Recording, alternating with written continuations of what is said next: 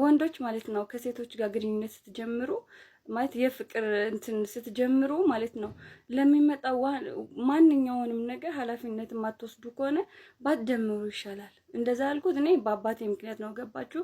አባቴ ከእናቴ ጋር ግንኙነት ጀምሮ ከሆነ ሰዓት በኋላ እናቴ እኔን ስታረግዝ ማለት ነው በጣም ከባድ ነገር ነው እናቴ ላይ ሀብን ያደረገው። ገባችሁ? እና ያንን የእሱን ጥፋት ዋጋ የከፈልኩት እኔ ነኝ።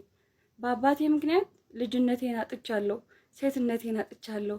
እንደ ጓደኞቼ መማር፣ መጫወት፣ መዝናናት ከምንም በላይ ትምህርት ማለት ነው መማር እየፈለኩኝ አልቻልኩም። በቃ ጎዳና ላይ ነው የወጣሁት በልጅነቴ ህፃንነቴን አጥቻለሁ በአባቴ ምክንያት ማለት ነው።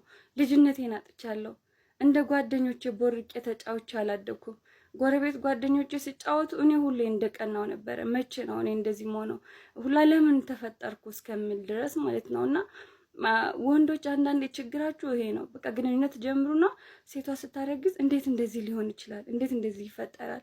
እንዴት ሆኖ ያንን ማሰብ ያለባችሁ ልክ አልጋ ላይ ወጣችሁ አንሶላ ከመጋፈፋችሁ በፊት ይሄን ነገር ማሰብ አለባችሁ። ወይ ደግሞ ይሄ ነገር ከተፈጠረ በኋላ ማለት ነው ኃላፊነት መውሰድ መቻል አለባችሁ። ማለት እንዴት ሆነ እንዴት ተፈጠረ ማለት የለባችሁ። እናንተ እንደዛ ስትሉት የምትጎዳው ሴት ናት። ስንት ሴቶች ናቸው ጎዳና ላይ ህፃን ልጅ አቅፈው ልጇን እንኳን ለማጥባት ጦቷ ደርቆ ማለት ነው ትራፊ 10 ብር 20 ብር እየለመነች የምትኖር ስንት ሴት ናት። ከዛስ ምን ይባላል? እቺ ህገወጥ ስነ ስርዓት የሌላት ማን ተንዘላዘይ አላት ምናምን። ተንዘላዝላ አይደለም ባይዞ እና ወንዶች የማሳመን ችሎታ አላችሁ በእርግጥ ማለት ነው። ሁሉ ወንድ ሳይሆን አንዳንድ ወንዶች ነው የምናገረውና የማሳመን ችሎታ አላችሁ እናንተ ማለት። ከዛ ያምናሉ። እናንተን አምናችሁ ፈልጋ እኮ አይደለም የምታረግዘው፣ ለመጠንቀቅ ትሞክራለች። ግን አንዳንድ ጊዜ አይሳካም። ገባችሁ? ሳታስብ ሴት ትጸንሳለች ማለት ነው። የዛን ሰዓት እናንተ ጥላችሁ ትሄዳላችሁ። ብዙ ነገር ህይወቷ ላይ ሀብን ያደርጋል።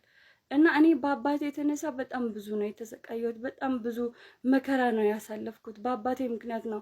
በልጅነቴ በ11 ዓመቴ ምንም ነገር ሳላቅ ጩጬ እያለሁ በ11 ዓመቴ ጎዳና ላይ ወጥቼ ተርቤያለሁ። ብርድ መጥቶኛል፣ ዝናብ ቀጥቅጦኛል፣ በጣም ተሰቃይቻለሁ። ገባችሁ? እና ኃላፊነት ማትወስዱ ከሆነ ቢቀር ይሻላል። እግዚአብሔርን ማለት እናንተም እኮ የምድራዊ ደስታችሁን ብቻ አትዩ፣ ዘላለማዊ ህይወት አለ።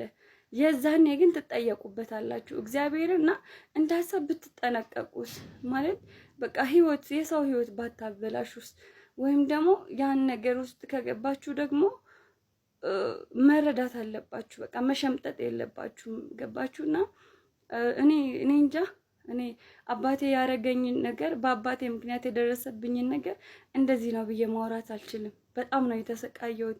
በቃ ልጅነቴን ነው ያጣሁት፣ ሴትነቴን ነው ያጣሁት፣ የሴትነት ክብሬን ነው ያጣሁት። በጣም ነው የተሰቃየሁት። በጣም ያውን በልጅ አድጌ እንኳን በዚህ እድሜ ቢሆን ችግር የለውም። በ11 ዓመቴ ማለት ነው በልጅነቴ በ11 ዓመቴ በጣም ብዙ መከራ ነው ያሳለፍኩት። እስካሁን ድረስ ያመኛል። ገባችሁ? የሆነ ሰዓት ደርሶ ነው የሚከፋኝ። ደርሼ ነው ማለቅሰው።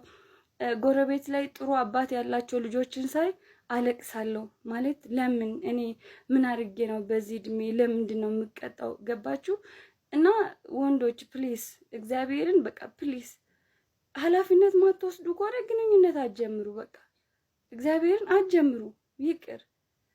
እና ወደፊት ለሚመጣው ትውልድ ሁላ እንትን ነው ተጽዕኖ ማይሆን ነገር ነው የምትፈጥሩት። እና እባካችሁ በቃ የምር በቃ ታው በቃ ይቅር። አቅም ከሌላችሁ የማስተዳደር የሆነ ነገር ቢፈጠር አቅም ከሌላችሁ ቢቀር ይሻላል። እና ለማንኛውም እወዳችኋለሁ። እሺ